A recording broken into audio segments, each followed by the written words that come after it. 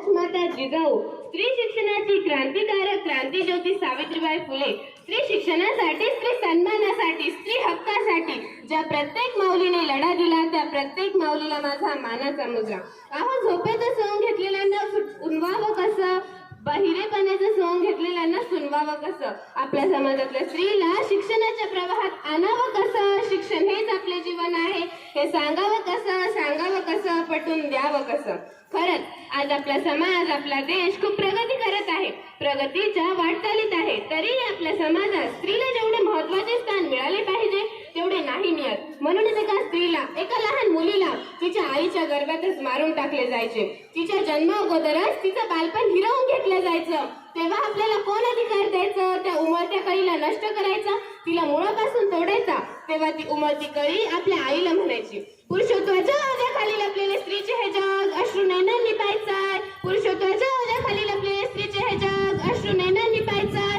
काळाच्या पडदा, रडू नको आई, आता मला जगायचंय, आता मला जगायचंय.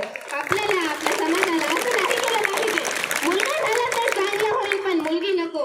पण मुलगा किंवा मुलगी हे आपल्या देवाचं वरदान म्हणून स्वीकारलं पाहिजे. आपल्याला हे दिसत नाही बाहेरच्या समाजात स्त्रीचे स्थान किती मोठे आहे आणि आपल्या समाजात किती लहान. तरीही आम्हाला मुलगाच हवा, कारण आमची संस्कृती पुरुष प्रधान संस्कृती आहे. रात्री दारू पिऊन बायकोला मारायचं हीच का हो तुमची पुरुष प्रधान संस्कृती? कोणी सांगेल का मला हीच का हो तुमची पुरुष प्रधान संस्कृती? तरीही आम्हाला मुलगाच हवा, कारण मुलगा म्हणजे वंशाचा कुलदीप, वंशाचा दिवा. पण मुलगी नाही का बनू शकत तुमच्या वंशाची पंथी?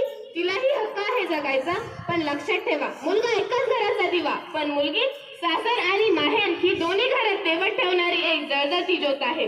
विसरू नका, फूल न रहे धरती पर तो फल कहां से लाओगे, फूल न रहे धरती पर तो फल कहां से लाओगे. मुलीच नाही राहिल्या या जगात तर तुम्ही मुलं कुठून आणणार, तुमचा वंशाचा दिवा कुठून जन्माला येणार.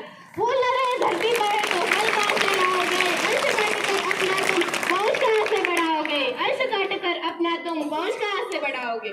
खरंच आपल्या समाजातल्या स्त्रीला वाचवलंच नाही पाहिजे, तर तिला शिकवलं पाहिजे, तिला घडवलं पाहिजे, तिच्यावर होणारा अन्याय पूर्णपणे थांबवला पाहिजे. आज अनेक समाजातल्या स्त्रिया पुरुषांच्या बरोबरीने प्रत्येक क्षेत्रात काम करताना दिसतात, पण आपल्या समाजातली स्त्री अजूनही अज्ञानाच्या अंधकारात चूल आणि मूल यातच गुंतलेली आहे. तिला त्यातून बाहेर काढलं पाहिजे, तिच्या हातात ज्ञानाची ज्योत दिली पाहिजे, तिला शिक्षणाची संधी दिली पाहिजे, तेव्हाच खऱ्या अर्थाने आपला समाज शिक्षित होईल. पण काही स्त्रिया खूपच हुशार झाल्या आहेत, त्या स्वतःची प्रगती स्वतःच करत आहेत, पण स्वतःची प्रगती त्या स्वतःच करत आहेत. त्यांची चतुरीवर न राहता मनामध्ये जिद्द, धैर्य, आत्मविश्वास निर्माण झाला आहे.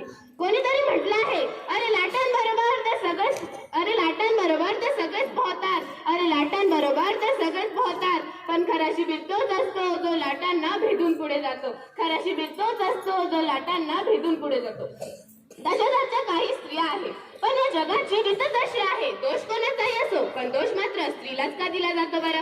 मग तिने काही योग्य केले तरीही आणि अयोग्य केले तरीही. मग अशा दोन्हीकडून बोलणाऱ्या जगात आमच्यासारख्या मुलींनी जगावं तरी कसं, मग तिने वागावं तरी कसं? मोकळेपणाने वागलं तर म्हणतात पोरीला घरचं बंधन नाही, शांत गंभीरपणे वागलं तर म्हणतात पोरीमध्ये फेस करण्याची हिंमत नाही, लग्नाला उशीर झाला तर म्हणतात पोरीमध्येच काहीतरी खोट असेल, हो पोरीमध्येच काहीतरी खोट असेल, खूप शिकलेली असेल तर म्हणतात काय कामाची डोक्यावर मीरा वाटेल. मग अशा दुतोंडी जगात पोरींनी जगावं तरी कसं, अशा दुतोंडी जगात पोरींनी वागावं तरी कसं, निरपराध बदनामीला घाबरून मरावं तरी कसं, जगावं तरी सावित्रीबाई फुलेंसारखं, सावित्रीबाई फुलेंसारखं. कितीही निंदा झाली, अंगावर शेण माती चिखलाचे गोळे फेकले तरीही न डगमगता न घाबरता आपले शिक्षणाचे कार्य अखंडितपणे चालू ठेवणाऱ्या सावित्रीबाई फुलेंसारखं, सावित्रीबाई फुलेंसारखं. कितीही कष्ट पडले, अपमान झाला तरी तो सोसायचा, सहन करायचा असे ठरवून सावित्रीबाई शिकवण्यासाठी शाळेत जाऊ लागल्या. त्या शाळेत गेल्या की टवाळखोर लोक खोलीच्या खिडकीतून डोकावून त्यांना त्रास द्यायचे, नको ते शब्द बोलायचे, तरीही त्या डगमगल्या नाही, तरीही त्या घाबरल्या नाही. एकदा त्या अशाच रस्त्याने चालल्या असतात, अशा लोकांनी त्यांचा रस्ता चढविला तरी त्या घाबरल्या नाही, मनामधील भीती त्यांनी चेहऱ्यावर दाखवली नाही. त्यांनी जागेवरच गप्प उभ्या राहिला.